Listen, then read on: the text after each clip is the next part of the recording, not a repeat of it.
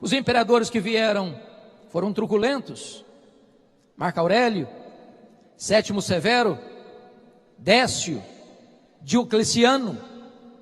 Mas quis a providência de Deus que por volta do ano 311, 313, Constantino revertesse essa situação. E o cristianismo, que até então era massacrado e perseguido, e os crentes eram mortos com requinte de crueldade e levados ao martírio, agora o cristianismo é declarado religião oficial do Império Romano. Isso foi muito bom. Isso foi muito mal. Muito bom porque cessou a perseguição. Muito bom porque os crentes que tantas vezes viviam nos antros da terra, viviam nas catacumbas de Roma, eram queimados, eram torturados, eram afogados, eram mortos à paulada, agora podem ter liberdade de adorar a Deus. Muito bom porque os bens que foram confiscados agora eram devolvidos, e os crentes que não podiam se reunir publicamente agora têm seus templos construídos com a benesse do Estado. Mas foi muito mal, porque agora a porta de entrada da igreja deixou de ser a conversão para ser a conveniência. Agora ser crente não é mais enfrentar a hostilidade do Estado, é enfrentar as benesses e receber as benesses do Estado. Isso fez com que as pessoas viessem do paganismo, trazendo a sua bagagem de crendices, de sincretismo religioso para dentro da igreja cristã. E não tardou para que a igreja cristã se corrompesse doutrinariamente, teologicamente e moralmente. Vocês bem sabem que sempre que uma igreja se corrompe doutrinariamente, cresce a política eclesiástica. E começa então uma disputa de hegemonia de poder entre as 5 principais cidades do mundo: Roma no ocidente, Constantinopla no oriente, Alexandria do Egito, a 2ª maior cidade, Antioquia da Síria, a 3ª maior cidade, e Jerusalém.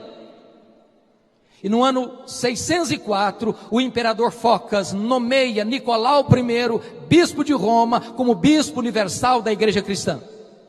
Nicolau I rejeita esse título e disse: qualquer homem que receber o título de bispo universal da igreja deve ser considerado um anticristo, porque só Jesus pode receber esse título. 3 anos depois, entretanto, 607, o imperador romano Focas nomeia Bonifácio III como bispo de Roma, e ele recebe o título e começa então, historicamente, a instituição do papado. Talvez você pergunte: bom, mas eu já li histórias de papas desde Pedro. Como é que vai se dizer que começa o papado em 607? Vale destacar aqui, meus irmãos, que no século VIII, na França, surge um documento chamado As Falsas Decretais de Isidoro. Um documento forjado, um documento falso, que tentou dar legitimidade ao papado, recuando a sua historicidade a Pedro, como se Pedro tivesse sido o primeiro papa, e como se todo papa fosse legítimo sucessor de Pedro. Se vocês quiserem melhorar a compreensão deste assunto, sugiro a vocês a obra de Janus, O Papa e o Concílio, cujo prefácio foi escrito pelo grande tribuno brasileiro, Rui Barbosa,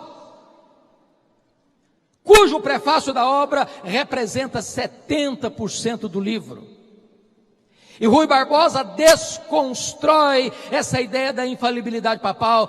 Rui Barbosa vai mostrar que as falsas decretais de Isidoro foram o maior embuste, o maior engodo literário da história da humanidade. E desta maneira, a igreja foi se corrompendo. É claro que nos primeiros 5 séculos da história da igreja, as doutrinas sobre Jesus foram discutidas à exaustão no Concílio de Nicéia em 325, a divindade de Jesus Cristo. Em 381, no Concílio de Constantinopla, a humanidade de Jesus Cristo. No Concílio de Calcedônia, em 451, a pessoa teantrópica de Jesus Cristo. Em 416, Agostinho de Hipona enfrenta Pelágio com as suas ideias heréticas acerca da salvação, porque Pelágio dizia que o homem está tão livre como Adão era antes da queda, e que ele é quem optava por Deus e não Deus quem escolhe o homem. E Agostinho de Hipona, calçado com a verdade, vai derrotar as teses heréticas de Pelágio e mostrar que o homem está caído, o homem está falido espiritualmente, e ele somente pode ser salvo pela graça de Deus. Nós estamos agora falando da Idade Média, que vai do 5º ao 15º século, também chamado de Idade das Trevas, de escolástica. E nesse período a igreja se fortaleceu politicamente, economicamente, mas se corrompeu moral e doutrinariamente. É importante dizer, irmãos, entretanto, que nunca Deus deixou de ter uma lâmpada acesa na história e um remanescente fiel.